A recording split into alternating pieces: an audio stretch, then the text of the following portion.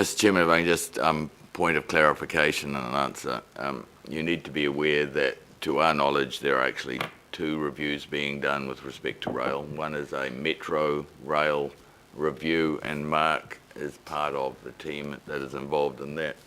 They're still working on in terms of reference, so don't hold your breath. There is a second piece of work being done by Treasury. So that first one's been done by MOT. The second one's been done by Treasury, looking at rail in New Zealand, which I believe is more freight and infrastructure orientated.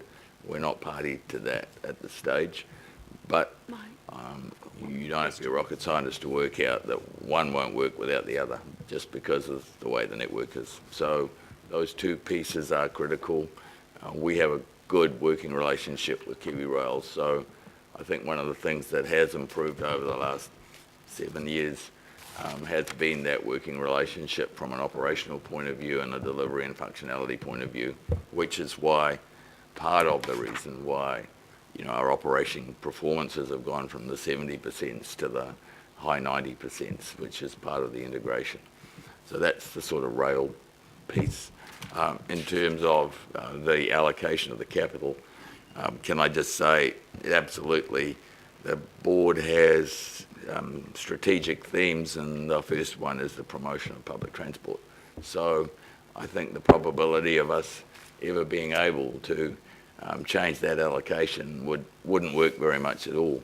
But I do think people need to just come back to the realisation that we're talking about close to 1% of the actual money here, so we're not talking about major changes in position. We get those variations, as I said before, just with weather or a property purchase or something. Okay, thank you. So, don't hold your breath. Councillor Lee, Mike Lee. Thank you. I have to agree with Councillor Simpson about the timing of this request. Yes, this council has already approved an extra fleet of EMUs, and that was part of its decision to support the original 2.4 billion CRL package, which included an extra fleet of EMUs, a station at Newton, and also a entrance to the Karangahape Road station at Bereford Street. All of those elements have been taken out of the CRL budget and it's gone up over $1 billion. My question is, in terms of this particular fleet of battery trains, and I don't recommend people going on Google and Googling battery trains because you get a whole lot of toy trains, but these are experimental, are they not? Would that be fair to say at this stage? The technology of battery electric trains is still experimental? No, they're running commercially. They have been running commercially in light rail for a long time, as you know, and they've been involved in heavy rail now, both in the UK and I think Japan, and there's one running in China now. They're relatively new, though. I'm more than happy to acknowledge that. I think 2015 was the first one. It is new technology, and I would like a little bit more details, I think, about how they work out before voting this sort of money for something that is new, and I would argue experimental. It would be good to get the jurisdictions and actually a report on how these things work, I think. In terms of the procurement, there appears to be no competitive price process. Okay, you've gone to CAF, and I can see some sense in that. But what I can't see is the cost benefits of this battery train with standard EMUs or standard tried and true hybrid electric diesel trains or locos. Why haven't we seen that to make a cost comparison? to answer that now. The diesels weren't an option through you, Mr. Chairman, because they would not be compatible in the CRL tunnels, which are designed for only electric. And we didn't want to have a diversified fleet, which would make operation very difficult. I'm talking about hybrid diesel electric, so presumably the CRL, when I last checked, was electrified, right? Yes, but I thought the diesel electrics have diesel running to generate the electricity to drive. No, I'm talking about hybrid. I'm not talking about DEMUs, I'm talking about hybrid diesel electric, not DEMUs, which is a different beast altogether. We started with that, but then decided that we didn't actually need the additional cost of the diesels because we could recharge using the electric network when they weren't running on battery. So this was a better option and provides a more sustainable long-term future with avoiding the diesel. But they are, so we haven't seen any figures on how much a standard diesel electric hybrid train have we? We haven't been. We have to make a decision with no alternatives. So I'll make that point. In the report here, and I guess it's based on information that can only come from AT, the additional rolling stock will increase the current peak capacity, which will be reached by 2019. Options to generate additional capacity through improvements to fleet operations are close to being exhausted. Is that really true? The answer is yes, because the only other way we can provide additional capacity is by reducing the headways, and to change the headways we need to get better integration over the network. You see, I'm told that the constraints on the network are not the rolling stock, but actually the headways, the slots, and there's a whole lot of things that could be done to improve that capacity and remove or reduce those constraints. There's nothing to do really with rolling stock at all. It's to do with an incredibly slow door opener on the new EMUs. It has a lot to do with the waiting time at Newmarket, which could be, according to Transdev, be alleviated by having a station at Newmarket West, and other aspects like completing the Newmarket Triangle and so on. But you don't think that's true? You're aware that the Newmarket Triangle is actually part of the CRL construction process. The EMU door opening has been changed as part of a sequencing requirement in conjunction with Transdev and the safety program. And we are working with Siemens to try and reduce the headways because it will require more balizers on the ETCS system to actually allow us to do that, despite whatever advice you've been given. There are still things that can be done to improve headway, and they're not exhausted. And then we haven't even discussed the electronic train control system, which certainly has a constraint. But they don't allow us to get any more into Britomart. That's the limiting factor. Oh, it's not just Britomart, though, is it? And there are ways, of actually servicing significant parts of the network without actually going to Britomart. But we'll leave that aside. I'm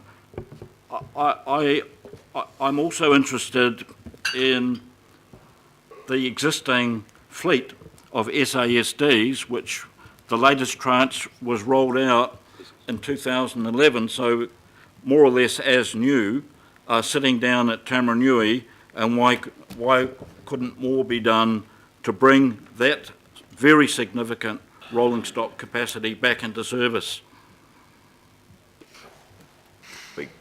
For reasons that we have the current problem with the interface now, where they're changing at Papakura, and it doesn't provide a good customer experience.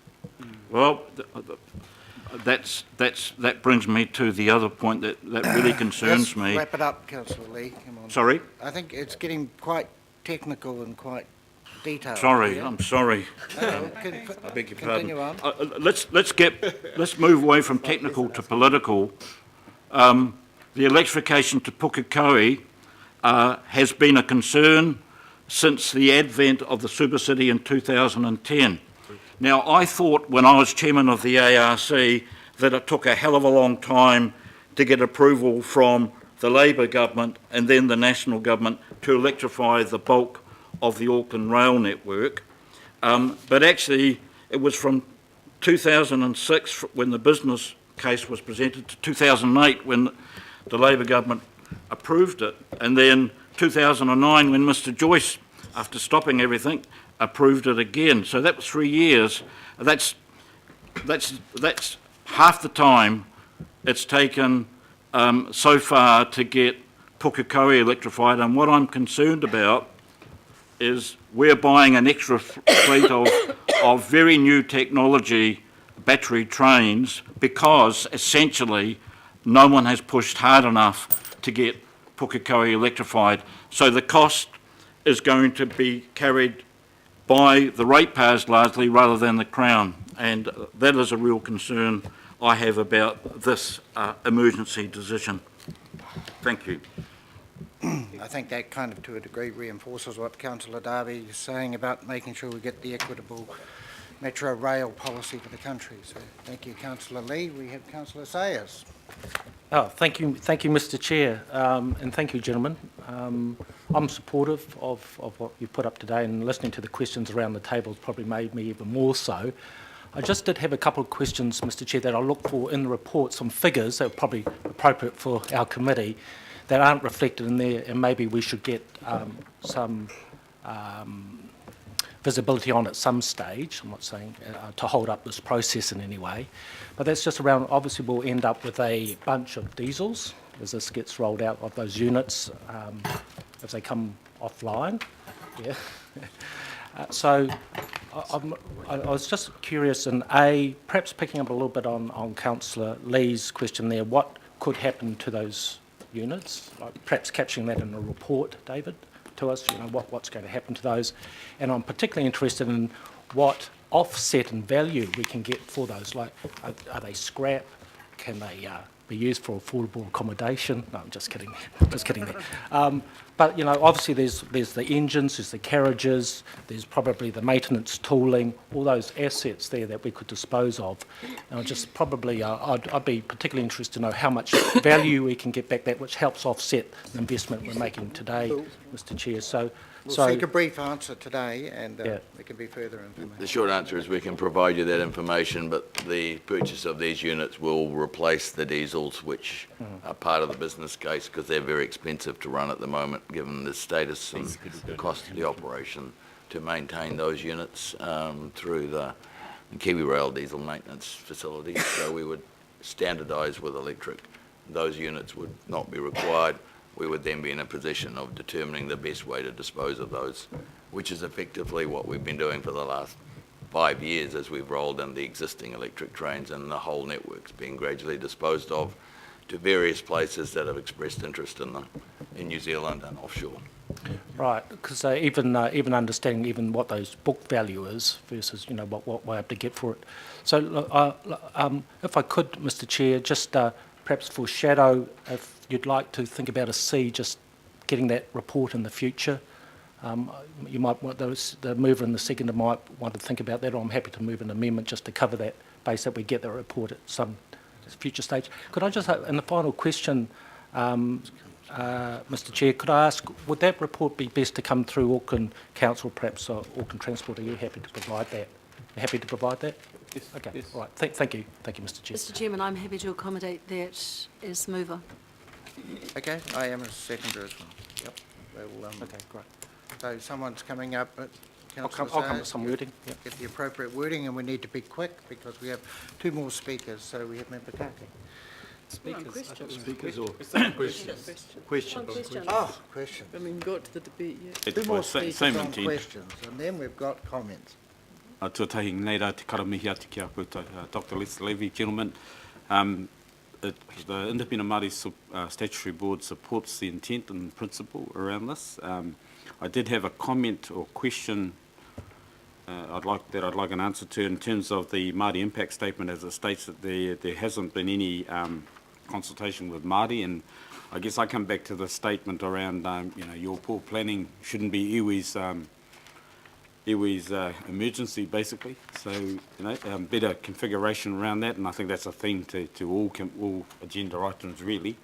But, the statutory board supports this proposal for the following reasons. Obviously, the anticipated or unanticipated supply and demand, particularly from the south.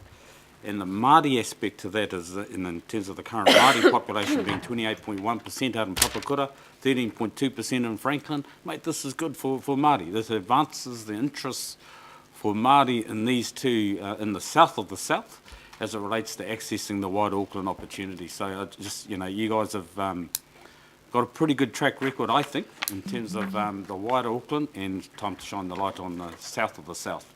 And so, ngā mihi atu kia koutou. Tēnā. Thank you. And could I just make a comment about in all the technical and financial discussions we have, we do tend to forget that an imperative of public transport is an equity issue. So people who, for whatever reason, have got no other access to transport, whether it be through disability, age, socioeconomic circumstances and the like. And this is a critical element in the decisions that we're making at Auckland Transport. The issue of equity in transport is a critical issue for us, and that is one of the reasons that public transport is important. It's not only an issue around congestion, it is also a really important issue around equity, and we don't often highlight that in our discussions, but we shouldn't forget that because all of those people who have some sort of disadvantage as it relates to transport have still got a right to have access to good transport services, and that is something we are extremely mindful of. Kia ora. Right, I'm allowing two speakers to have supplementary questions, which is Councillor Fletcher and Councillor Mike Lee. Oh, thank you for indulging me a second tranche of questions here. But it relates to the request by Auckland Council back in 2012 when we were exploring the SOI to look at the electrification of Papakura to Pukekohe. Can you remind me of what the costs were likely to be at that stage, the preliminary costs that were prepared? My memory of the number is 130 million, and most of that cost is actually related to having to lift all the bridges to put the electrification underneath them. And they obviously require consenting and construction related issues to actually implement that. So at that time also there was some discussion around the likely timeline on any such implementation. Can you recall how long that was likely to be? I think when we were doing the work more recently, we were looking at something like probably 5 to 6 years from the time somebody made the money available to do the consenting requirements, the construction approvals, and then the implementation of the whole program.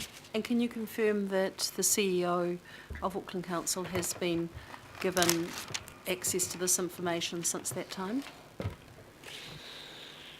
Certainly was aware of it at the time, Councillor Fletcher. I'm not sure if Stephen had seen any data in the last 6 or 12 months. We've just done a review just to see how it would stack up from a timing point of view in terms of the business case. But these were certainly, Councillor Fletcher, discussions that David and I had with the previous mayor and Stephen Town in our regular meetings. So we would still like to see this part of the line electrified, but we're being realistic in terms of managing service momentum. Thank you. Councillor Lee. Yeah, in response to the Mayor in regard to extending services to Huapai, which I will remind everyone was official policy with ATA and then AT until April 2013, I think it was. You said that even with these new battery trains, there would be some issue with the Waitakere tunnel. Could you just explain that again? The tunnels are narrow, and to meet the safety case, it's not adequate for the doors to open for people to come out the side doors because they're so narrow, and it's deemed that they would need to exit out the front or the rear. And to do that, we would just need to modify the front windows so that they had the capacity to open. So in the unlikely event of emergency, you could do that, not dissimilar to how you would have it on a bus or a plane. Trains, of course, go through that tunnel every day of the week, and including passenger excursion trains on a regular basis with consent from Kiwi Rail. Can I, in terms of another tunnel, the CRL, do you intend to run the battery trains through the CRL? Yes, they'll be able to be run through the tunnel, but they aren't so narrow, and they can be exited through the doors and people taken to safety if there was an emergency. Okay. These battery trains are quite a bit heavier because all the batteries they have to carry. We know that in terms of engineering the CRL, it's at pretty close to the limit of a gradient that even an electric train can manage. So are you confident, given the extra weight of these battery trains, that they can manage the gradient through the CRL? Yes, it's part of the design brief. Thank you. Right, questions over, and we have Councillor Hills and Councillor Newman wish to comment. Thank you. Yeah, just quickly, I think this is what we've been asking you to do. So although I think Councillor Simpson's points were good about the sort of more detail earlier, but this has been, I've seen this in the media a lot of times. I've seen it on your board reports. I think Todd Nile had a big story on it in the middle of last year, and this is what we want you to do. We want you to increase capacity. We want you to be making sure that the services are better. So I congratulate you on this. Yes, there are some issues of what we need to know in what time, but I do not want any more delay on this. I think it's good. When we're talking about the money, I know it's obviously a lot of money, but still when we're talking about things like, when I first got on the local board, $40 million to widen Glenfield Road, recently Albany Highway, Old Albany was $56 million to widen a road. This is another transformational thing for the south of Auckland, where a lot of new residents are going to be, so I think it's crucial. The other thing is I think we should still be pushing as much as we can on the electrification. So just because we have this, I don't think we should suddenly pull back. I know that Andrew Bailey, according to Greater Auckland, has actually said in his election material that he's secured electrification to Pukekohe, so that's nice if it's true somewhere. So I think we should keep pushing for that. I think the other thing is we need to be making sure this also is coupled with increasing the capacity during the off-peak times. But I think, with these cars, I don't know how fit out they come, but we need to be thinking about how we reconfigure the seating in some of the cars, because I think we're going to get to a point soon where we can't get any more capacity on the rail, but we might need to do like we're doing with the double-deckers, getting more capacity in the actual carriages themselves. So, yeah, I think this is fantastic. This is needed. Anywhere we can get more people into public transport, we can, and this is a creative idea. Yes, it's costing more money, but it's actually where we should be spending our money. So thank you very much. And a cheaper option may be to, like in Tokyo, where you've got the guards there who come and just push everyone in. It works quite effectively. Councillor Newman. Put where you're ahead, Chair. Yeah, Mr. Chair. I've listened to all the questions and the sentiment that's been expressed this morning, but what isn't well known at the moment outside of Papakura is the sheer volume of commuters that are coming from Pukekohe and elsewhere, and they are parking in very congested suburban streets around the Papakura train station. Every weekday you will see those streets very congested with commuters coming from Pukekohe and parking there to access the trains at Papakura, and it's quite unsatisfactory. Auckland Transport is already having challenges delivering the stacked park and ride at Papakura. That park and ride is needed, but it's needed for Papakura commuters. It's not designed for Pukekohe commuters to have that suboptimal customer experience of driving to a completely different town to park there to access trains. That's impractical, and it's certainly not conducive to what I think is a good customer experience. So I do support the acquisition of these units for the purpose of delivering a continuous service without disruption south of Papakura. The other thing, Mr. Chair, that I think is relevant here is that this complements the announcement from Sunday, the $600 million announcement by the Prime Minister for the Crown Infrastructure Partners Fund. That is absolutely relevant here. It was announced in Drury because that's where we're going to see a lot of investment taking place. If we make the decision today, we've got a continuous service south of Papakura. The new station that will need to be built at Drury can be funded in part from that fund, and I think that that is completely consistent with where we need to be going in terms of the partnership with government and the private sector. Member Kake has pointed out, Iwi Rao, Member Kake has pointed out that there are equity issues here. In the south, we have a very high concentration of Māori population. You're right, the distributional benefits of PT need to reflect that we need to ensure an equity of opportunity for movement, and this is aiding that outcome. One thing that I would like AT to come back to us with, and it doesn't need to be resolved in a recommendation, but I would like more information on just the rollout of the battery-powered operation in other jurisdictions, and in particular the safety records around that, because I think that's important to give me assurance and other colleagues assurance about this new technology and its application in outer suburban South Auckland, Mr. Chair. So if I could just ask AT to pick that up and address it at a later date. Yes, it was an important announcement. We haven't taken the smile off Deputy Mayor Cashmore's face since Sunday. I never smile. We have Councillor Sayers and then Mayor Goff to wrap it up. Right. Thank you, Mr. Chair. Just very quickly, thank you for the wording on the recommendation up there, and hopefully Move and Second are happy with that. I want to thank the Mayor and Council Mike Lee for just bringing Huapai into the conversation today.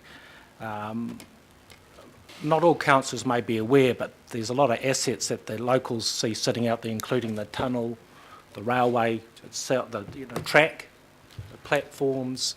We have diesel units, we have the carriages. Why can't we run a diesel service through there? And particularly in light of the congestion that's occurring there on State Highway 16. So thank you, gentlemen, for raising them. We got some answers from you, David, which is very much appreciated. So I would like to suggest to you that I contact you offline and perhaps bring a very small delegation of perhaps interested parties from there, just to understand more what I've heard today, and just have a bit more of a meeting of the minds there, if that would be appropriate. Thank you very much.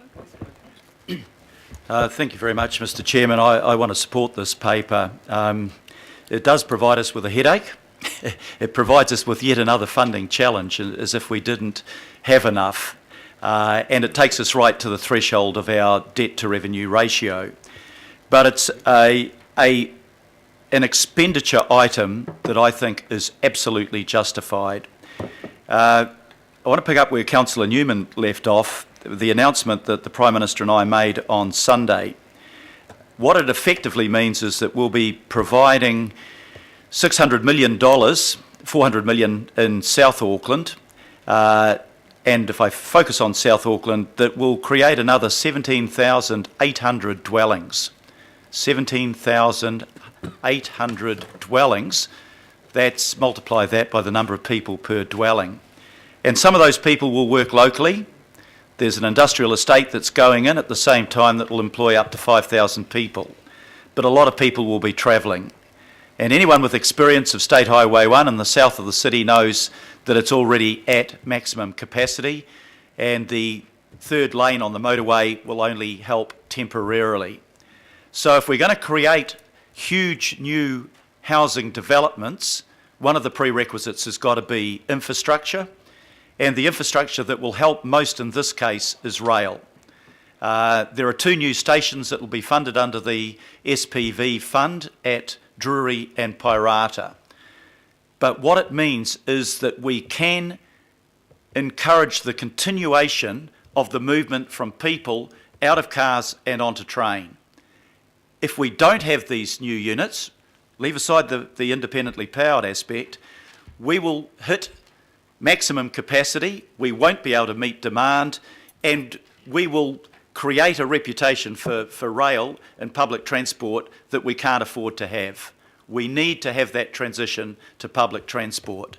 And what it means for the people from Pukekohe, south of Pukekohe, who might commute to travel to Pukekohe to catch the train, is that they won't have the transfer at Papakura. They will have more reliable and more comfortable travel. It will be quicker travel, and from the environmental point of view, we will get rid of the polluting diesels and we'll have clean electric power. So it has everything going for it, and we need to support that.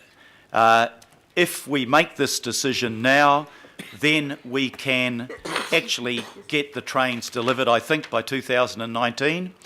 And the estate at which we launched the SPV on Sunday, if that goes ahead according to plans, you'll have buildings completed on that by 2019. So you'll have the infrastructure going in at the same time as the housing demand is being created. Won't that be a first for us in Auckland? Usually it's several years later. So I think this is a really positive paper. It's a positive change for Auckland, and I commend it to councillors for your support. Thank you, Mayor. We have Councillor Darby and then Councillor Cashmore to wrap up. So, Councillor Lee. thank you, Chair. I did speak to the motion, but the red C has been added. I'd actually like to just ask, would this be appropriate, Chair, rather than coming back to your Finance Performance Committee, because there's really not really a lot of financial implication there. We have a bi-monthly update from Auckland Transport at Planning Committee workshops. It's there, and we've got a list of things to do. I don't want to labour Auckland Transport with a full-blown report to this committee when it could be addressed through a presentation at the bi-monthly. I think that would be the more appropriate place, and maybe I could have some feedback from Ms Tyndall or even Auckland Transport. I'd like them to get on and deliver transport rather than be writing reports, but I think there is a vehicle already in place, as I've just outlined. I have no problem with that. Councillor Fletcher, just to change that to... Mr Chairman, I think I'm agnostic as to whether it comes to this committee or to the Planning Committee. I think what is going to be important for the future is that there is a report that does highlight some of the issues around the servicing of these units, the costs that will be associated. I think something for the record would be helpful. So where it goes, where it's reported to, I don't mind. We'd be guided by you on that, Mr Chair, but we're happy to do whatever is required. There's no additional problem for us. Biggie, Councillor Darby, I mean, Sorry. leave this one, this time we'll hear what you're saying, but Just attempting not to clutter this. understand that. We talked about lubricating the decision-making process, didn't we? Well, this, it's...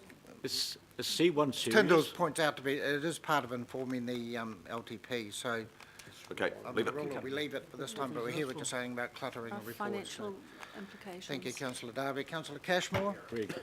Just very briefly, so no surprises that I'm going to be in support of this.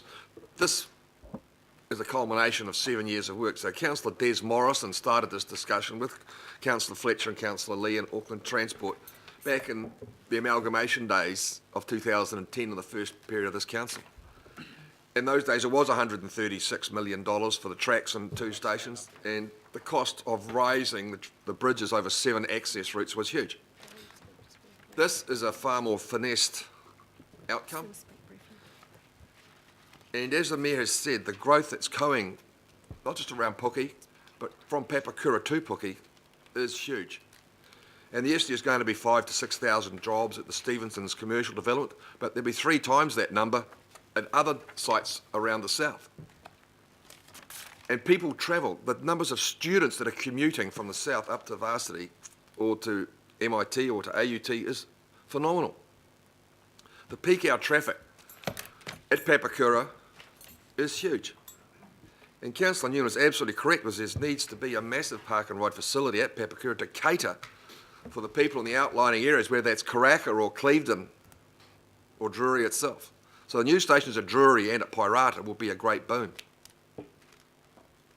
We have been a victim here of our own success.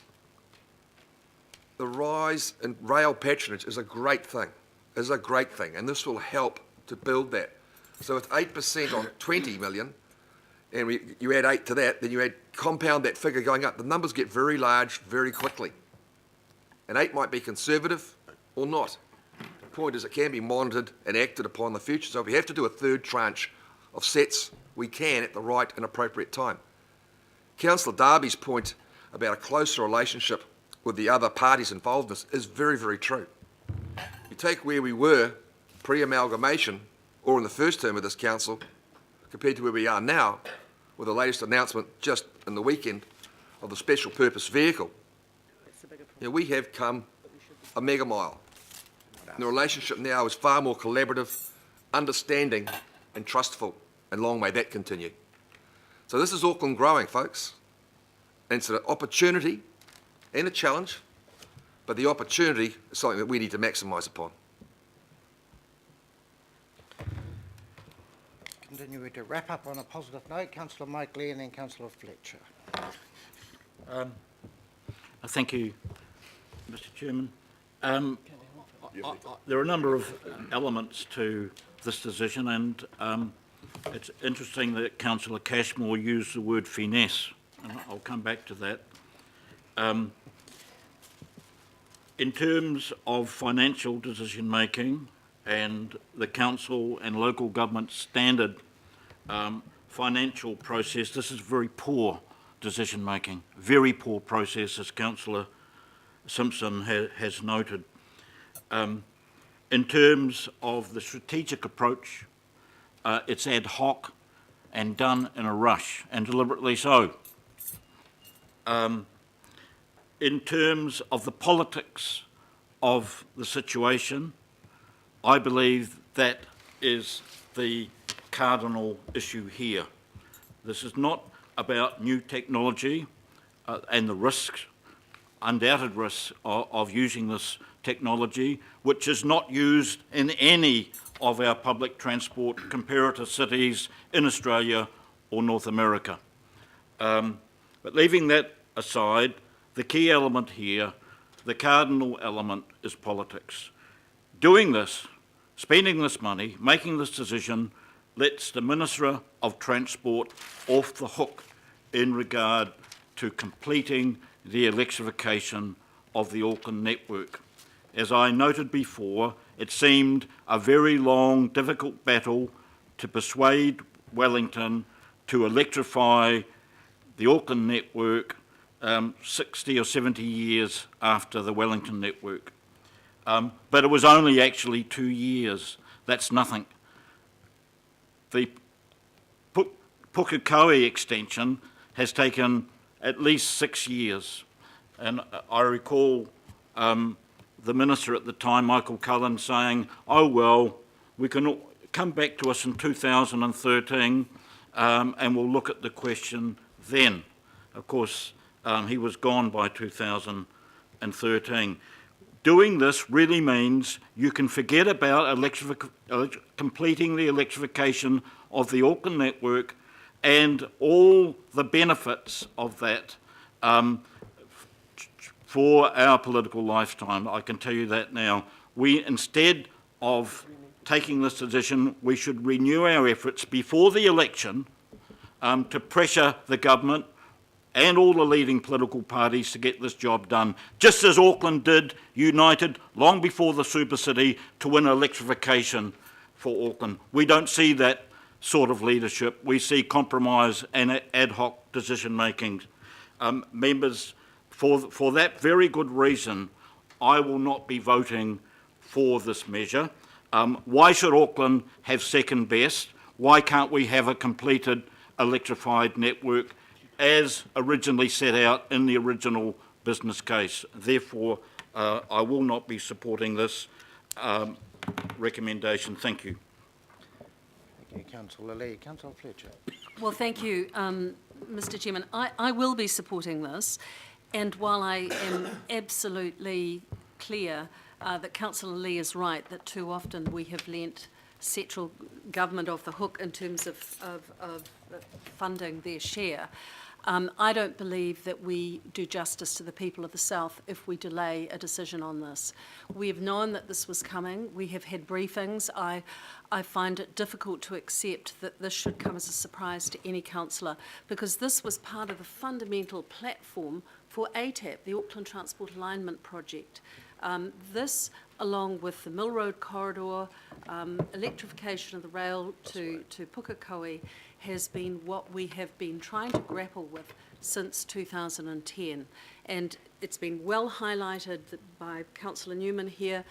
We've been very fortunate to see patronage, but let me take you back a few years. We've taken, for perhaps those new to this council, just assuming that public transport was going to get the patronage. I'd like to remind you of the bitter battleground that there was in 2010 to get any funding coming through for public transport. So this is something we should be celebrating today. In my opinion, and for what I know from my time in Auckland Transport, this is the most cost-effective way to achieve this. The relationships that have been built up with CAF, the opportunity that we have, we've got to understand that we're just a small bit player in the whole of the international scheme of investment by other countries into public transport. And the relationship that we have with CAF is something that I think that we should treasure. They've proven to be an excellent partner for us, but we do need, I think, to make the decision today to allow this investment to be made to service the growing requirements within the South, but at the same time, as Councillor Lee has quite correctly said, not let central government off the hook. I find it kind of funny, actually, in a way, after the long battles that some of us might have had with Michael Cullen, that he's now sitting on the board of Auckland Transport. So it must be quite delightful at times to have him seeing the very big challenges that Auckland Council is grappling with. But I'd like to thank again Auckland Transport and the officers and the engineers who have actually done the research to enable us to put this forward as a practical proposal, a safe proposal. And this is an interim measure. Yes, we will have electrification going into the future, but this at least enables the growth that we are seeing in the South to be serviced appropriately. And finally, because the biggest critics of public transport, and some of you will have had people ring and say, well, you'll never get Aucklanders out of their cars.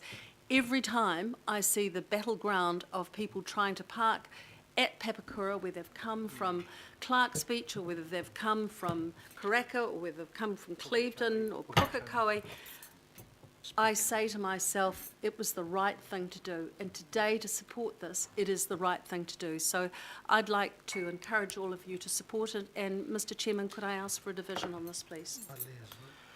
No problem. But wait, there's more. We have more speakers. So with the last two, this time, it's Councillor Casey and Councillor Sayers. Mine isn't a Councillor speech, Craig. it's just a comment.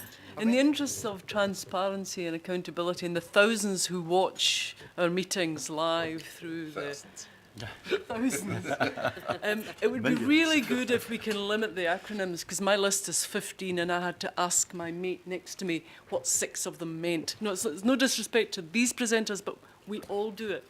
So in the interest of greater accountability, it'd be really good if you use one to say what it is, or not use them at all. There was one exchange, but there was a lot of acronyms going on. So anyway, thank you, Councillor Casey, for bringing that point up. Councillor Quacks to conclude. Yeah, thank you, Mr. Chairman. I wasn't going to take a call on this, but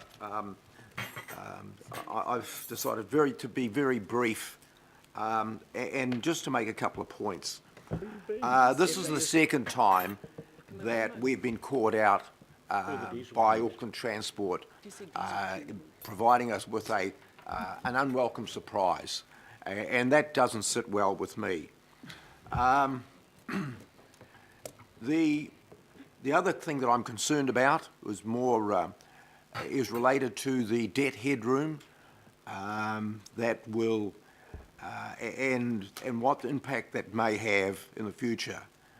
The thing that was, or the issue raised by Councillor Lee, which I find quite disturbing, is I think that this will lessen the incentive to provide electrification to Pukekohe. And what that leads to, is a further question that leads to, is what will happen to this technology in 10, 20 years' time when electrification hasn't occurred to Pukekohe and we're stuck with old technology which we may not be able to get hold of, we may not be able to get rid of. So that is a concern. So those are the three concerns that I have. I will be voting for it, however, with some reluctance, because I understand the need for it, and especially in regards to the announcement that was made on the weekend. As councillors around this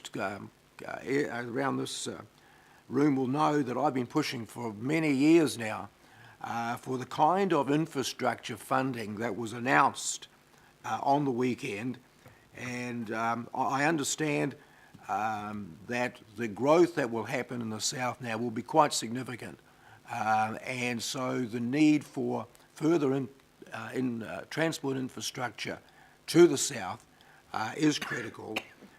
I just hope that the concerns around the debt headroom and the technology and the incentive for, or the decreasing incentive for electrification to Pukekohe does not come to pass.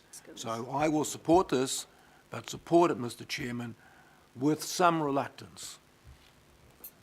Thank you. Just on the issue of debt headroom, we're quite comfortable. We are keeping fairly well within the required parameters. So just to be clarified on that. Councillor Philippine. Look, sorry, I also wasn't going to speak, and that's why I've shut my mouth most of this particular agenda item. But when I hear words, unpleasant surprise, it does surprise me, and I'm speaking. I will be supporting this particular recommendation because it hasn't been a surprise. That's the interesting thing, and it hasn't been. And for those councillors that are into this, their first term, this triennial election, can I suggest that if there are any issues that you get the history to those before you end up coming here. So, you know, when I hear that just sort of slams Auckland Transport, and it's not. Now, Councillor Hills mentioned the Todd Nile report, and you're right, it's been in the paper, it's been all over the place, it's been at Auckland Council, not only in the last term, this term, but also in 2010, as Councillor Cashmore indicated, and for those that are around this table, it hasn't come as a surprise. This is needed, it's required, I'm speaking. This is needed, it's required, and on the weekend it shows that this is definitely something that needs to go through. Chair, I know there's been a division called. I, like Councillor Darby, don't like C, and again for the reasons that he's outlined. I mean, I agree with Councillor Sayers in regards to the actual report and what you want done. But I think as a result that Auckland Transport reports to the Planning Committee, I just believe in this particular case, and let's leave it there. You know, we can still ask the questions. It's going to be an open agenda. So, let's ask the question. So I don't know how we're going to manage voting against C as I would, and, I'll leave it to the other councillors or independent Māori statutory board members to do what they need to do. But, Chair, it is required. It has been canvassed with us over many, many years, and I just look forward to this happening and also look forward to the report. But I believe that the Planning Committee is when that report in relation to C should be. Thank you. Right. Thank you, Councillor Philippa. Anyway, we do need to remember with budgets, reprioritising occurs all the time. We've got to be flexible, we've got to be agile. We only need to think about light rail or rail, whatever, to the airport. It's just way more urgent than it was 3 years ago, and we kind of didn't see some of those things coming, so there is that sort of flexibility. I'm going to take A and B first, I'm going to take C separately, and so by division, A and B. Ready?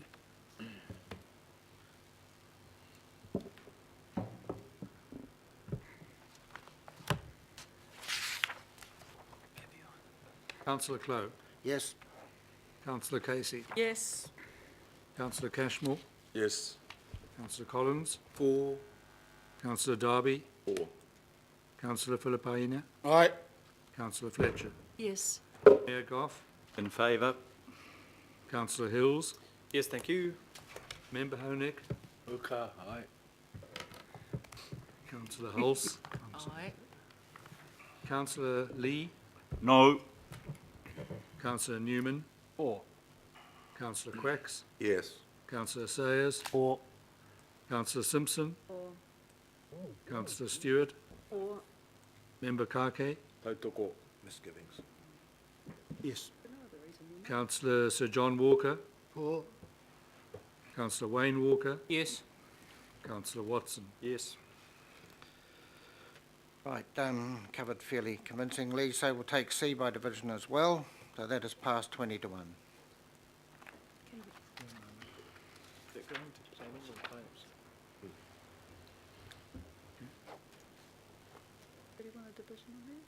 No, we don't need. Did we need a division on this? Councillor Clow. Yes, we're taking C separately. There was a request that, because it would have caused some difficulty for some people who didn't want to vote for it, so. Yeah, but not the division. Councillor Casey. Yes. Councillor Cashmore. No. Councillor Collins. 4. Councillor Darby. Against. Councillor Filipaina. Against. Councillor Fletcher. Yes. Mayor Goff. No. Councillor Hills. Yes, I don't think it matters. Member Honeck. Oh, no. Councillor Hulse. Aye. Councillor Lee. Yes. Councillor Newman. 4. Councillor Quacks. Yes. Councillor Sayers. 4. Councillor Simpson. To be honest, I don't mind, but 4. Councillor Stewart. Yes. Member Kake. Carl. Councillor Sir John Walker. 4. Councillor Yes. Wayne Walker. Yes. Councillor Watson. Yes.